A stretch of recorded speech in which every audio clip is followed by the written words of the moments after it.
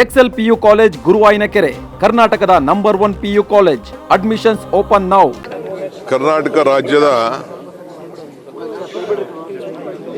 ಎಲ್ಲ ಜನತೆಗೆ 77ನೇ ವರ್ಷದ ಗಣರಾಜ್ಯೋತ್ಸವ ಸಂದರ್ಭದಲ್ಲಿ ಸರ್ಕಾರದ ವತಿಯಿಂದ ಮತ್ತು ಪಕ್ಷದ ವತಿಯಿಂದ ತುಂಬ ಹೃದಯದ ಶುಭಾಶಯವನ್ನು ಅರ್ಪಿಸಲಿಕ್ಕೆ ಬಯಸ್ತಾ ಇದ್ದೇನೆ. ಸಂವಿಧಾನವನ್ನು ಉಳಿಸಲಿಕ್ಕೆ ಈಗಾಗಲೇ ಮಕ್ಕಳಿಗೆ ಮತ್ತು ಎಲ್ಲ ಕಚೇರಿಗಳಲ್ಲೂ ಕೂಡ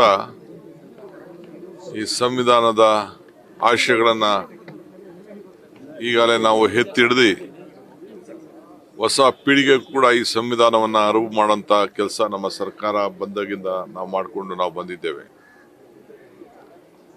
ಇವತ್ತು ಕೂಡ ಪ್ರತಿ ಹಂತದಲ್ಲೂ ಕೂಡ ಇದರ ರಕ್ಷಣೆಗೆ ನಮ್ಮ ಪಕ್ಷ ಮತ್ತು ಸರ್ಕಾರ ಬದ್ಧವಾಗಿದೆ.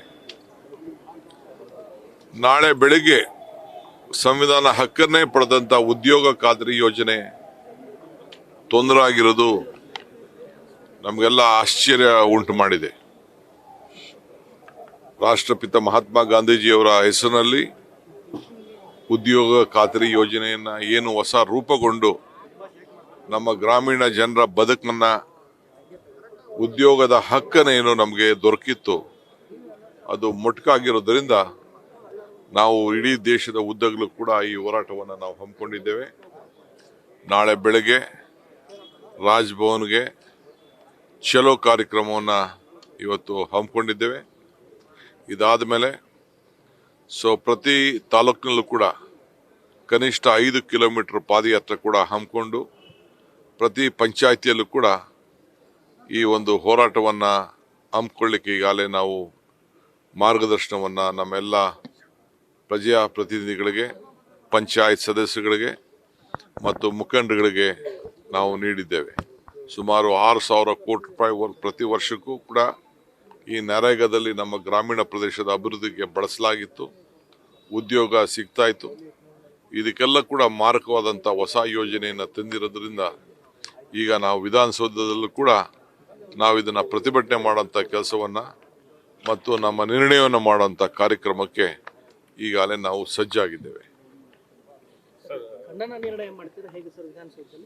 ನಾವು ರೆಸಲ್ಯೂಷನ್ ಮಾಡ್ತೀವಿ, ಇದರ ಬಗ್ಗೆ ಚರ್ಚೆ ಮಾಡ್ತೀವಿ, ರೆಸಲ್ಯೂಷನ್ ಮಾಡ್ತೀವಿ, ಇದನ್ನು ವಾಪಸ್ ತೆಗೆದುಕೊಳ್ಬೇಕು ಅಂತ ಹೇಳ್ತೀವಿ.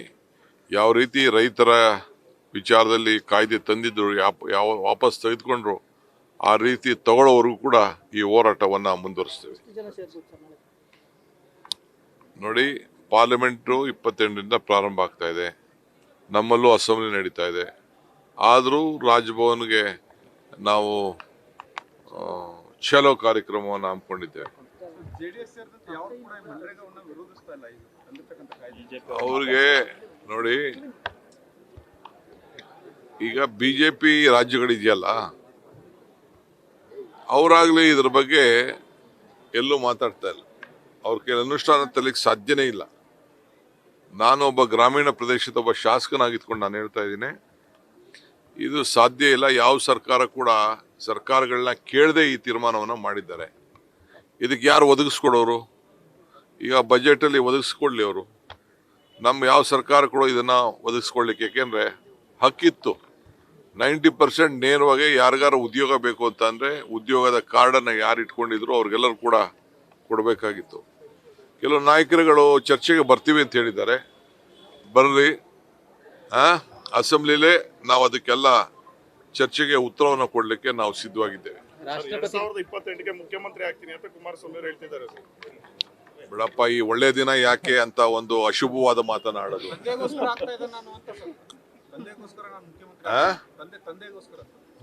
ನೋಡಪ್ಪ, ನಾವೆಲ್ಲ ಸರ್ವಿಸ್ ಮಾಡ್ತಾ ಇರೋದು ನಾಡಿನ ಜನತೆಗೋಸ್ಕರ, ಕುಟುಂಬಕ್ಕಲ್ಲ. ಕುಟುಂಬದ ಕೆಲವು ಅನೇಕ ಅವರ ಆಶಯ ಭಾವನೆಗಳು ತೊಂದರೆಲಿರೋರ ಬಗ್ಗೆ ಅವರು ಮಾತಾಡ್ಕೊಳ್ಳಿ. ನಾವು ದೇಶದ ಜನತೆಗೆ ನಾವು ರಾಜಕಾರಣ ಮಾಡ್ತಾ ಇದೀವಿ, ಕುಟುಂಬಕ್ಕೆ ನಾವು ರಾಜಕಾರಣ ಮಾಡ್ತೀವಿ. ಲಕ್ಷಾಂತರ ಜನರನ್ನ ಸೇರಿಸಿ ಹಾಸನದಲ್ಲಿ ಸಮಾವೇಶವನ್ನು ಮಾಡಿದ್ರು. ಸಮಾವೇಶದಲ್ಲಿ ಕಾಂಗ್ರೆಸ್ ಪಕ್ಷವನ್ನ ಇಡೀ ಸಮಾವೇಶದುದ್ದಕ್ಕೂ ನಿಮ್ಮನ್ನೇ ಟಾರ್ಗೆಟ್ ಮಾಡಿದ್ರು ಸರ್. ನಮ್ಮನ್ನ ನೆನೆಸ್ಕೊಳ್ಳಿಲ್ಲ ಅಂದ್ರೆ ಅವ್ರಿಗೆ ಶಕ್ತಿ ಬರೋದಿಲ್ಲ, ಜೀವ ಬರೋದಿಲ್ಲ, ಧೈರ್ಯ ಬರೋದಿಲ್ಲ. ಅದಕ್ಕೆ ನಾವು ನೆನೆಸ್ಕೋತಾ ಇರ್ತೀವಿ.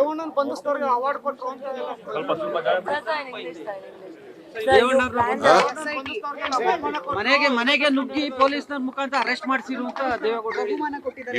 ಈ ದೇಶದಲ್ಲಿ ಏನೇನ್ ಕಾನೂನು ಇದೆ, ಕಾನೂನು ಎಲ್ಲರಿಗೂ ಕೂಡ ಒಂದೇ. ಯಾರಿಗೆ ಏನ್ ಕಾನೂನು ಮಾಡಬೇಕು ಅಂತ ನೀವೇ ಅದಕ್ಕೆ ಉತ್ತರ ಕೊಡ್ಬೇಕು. ಸರ್ ನಿಮ್ಮ ಡಿ ಕೆ ಸುರೇಶ್ ಅವರು ಸರ್ ತಾಳ್ಮೆ ಅನ್ನೋದು ಅಸಹ್ಯ. ನ್ಯೂಸ್ ಫಸ್ಟ್ ನಿರ್ಭೀತಿಯಿಂದ ನಿಮ್ಮ ಪರವಾಗಿ.